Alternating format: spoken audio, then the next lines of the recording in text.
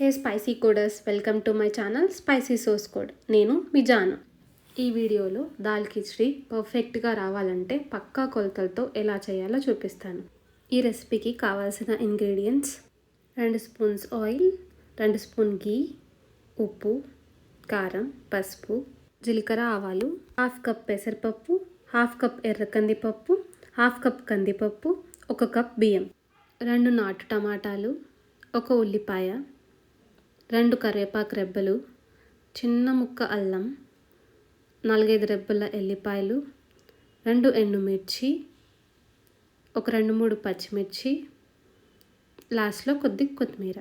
ఈ ఇంగ్రీడియంట్స్తో high protein khichdi ఎలా చేయాలో చూసేద్దాం. ఈ రెసిపీ కోసం కందిపప్పు, పెసరపప్పు, ఎర్ర కందిపప్పు, బియ్యం కలిపి 2-3 టైమ్స్ మంచిగా వాష్ చేసుకొని 1 గంట సేపైనా నానబెట్టుకోవాలి. ఉల్లిపాయ, టమాటా, పచ్చిమిర్చి, అల్లం, ఎల్లిపాయ ఇలా తరుక్కొని పెట్టుకోవాలి. ఈ రెసిపీ ఆల్మోస్ట్ 1 పాట్ రెసిపీ, కానీ లాస్ట్లో తడకా ఇవ్వాల్సి వస్తుంది. ఒక కుక్కర్లో 2 స్పూన్స్ ఆయిల్ వేసుకొని కొంచెం హీట్ అయ్యాక లవంగాలు, దాల్చిన చెక్క, బిర్యానీ ఆకు వేసుకోవాలి.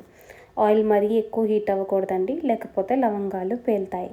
ఇవి కొంచెం వేగాక 1 స్పూన్ ఆవాలు, 1 స్పూన్ జీలకర్ర ఆయిల్లో వేసుకోవాలి. చూసారా జీలకర్ర ఆవాలు ఎలా చిట్టపటమంటున్నాయో? ఆ మాత్రం హీట్ ఎక్కితే సరిపోతుంది ఆయిల్. ఇప్పుడు కడిగి పెట్టుకున్న కరివేపాకు వేసుకోవాలి. కరివేపాకు వేగుతుండగానే కొంచెం తరిగి పెట్టుకున్న ఎల్లిపాయలు, తరిగి పెట్టుకున్న అల్లం వేసుకొని మంచిగా వేగనివ్వాలి. అల్లం వెల్లిపాయ పచ్చివాసన పోయి మంచిగా లైట్ బ్రౌన్ కలర్ టర్న్ అయ్యేదాకా వేయించుకోవాలి. ఆ తర్వాత ఇందాక కట్ చేసి పెట్టుకున్న ఒక ఉల్లిపాయ వేసి గరిటతో తిప్పుతూ ఒక 3 to 4 మినిట్స్ అయినా సరే మీడియం ఫ్లేమ్లో పెట్టి వేయించుకోవాలి. ఇలా ఉల్లిపాయలు లైట్గా వేగాక ఇందాక తరిగి పెట్టుకున్న పచ్చిమిర్చి వేసుకోవాలి. ఉల్లిపాయ పచ్చిమిర్చి వేగాక చిటికెడు పసుపు వేసుకోవాలి. మీ రుచికి తగ్గ సాల్ట్ వేసుకోండి. నేనైతే ఇక్కడ దాదాపు 1.5 స్పూన్ సాల్ట్ వేస్తున్నాను. ఈ రెసిపీ ఈజీగా 3 మెంబర్స్కి హాయిగా సరిపోతుంది. పసుపు, ఉప్పు మంచిగా కలిసేంత వరకు ఒక 2 మినిట్స్ అటు ఇటు కలుపుతూ వేయించుకోండి. ఇప్పుడు ఇందాక 2 టమాటోస్ కట్ చేసి పెట్టుకున్నాం కదండి, అది వేసి మూత పెట్టి కుక్ చేసుకోవాలి. ఆల్రెడీ సాల్ట్ వేసాం కాబట్టి టమాటోస్ మెత్తగా ఉడికిపోతాయి. టమాటోస్ మెత్తగా ఉడికి ఆయిల్ పైకి తేలేదాకా ఉంచాలి. చూసారా ఆయిల్ ఎలా పైకి తేలిందో? ఇప్పుడు మీ రుచికి సరిపడా కారం వేసుకోండి. నేనైతే ఇక్కడ 2 స్పూన్స్ కారం వేస్తున్నాను. కారం అడుగంటకుండా మంచిగా కలుపుతూ వేయించుకోవాలి. ఇది కాస్త వేగాక ఇందాక కడిగి పెట్టుకున్న పప్పులు, బియ్యం వేసేయాలి. ఈ పప్పులు, బియ్యం ఇందాక మనం తాలింపు వేసుకున్నాం కదా, ఉల్లిపాయ, టమాటా, అదంతా మంచిగా కలిసేదాకా కలుపుకోవాలి. కలిసాక తగినంత వాటర్ పోసుకోవాలి. నేనైతే కప్కు 2.5 కప్పులు నీళ్లు పోస్తున్నాను.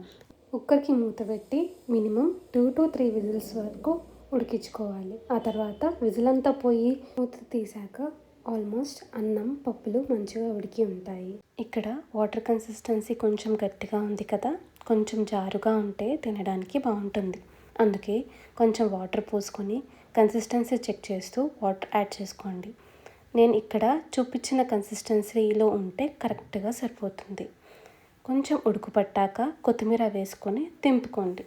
ఈ దాల్ కిచడీకి మరింత టేస్ట్ ఇవ్వడానికి తడకా వేస్తారండి. కాబట్టి ఇప్పుడు తడకా కోసం ఒక గిన్నెలో 2 స్పూన్స్ గీ వేసి గీ మొత్తం మంచిగా కరిగిపోయేదాకా ఉంచి తరిగిన ఎల్లిపాయలు వేసుకోవాలి.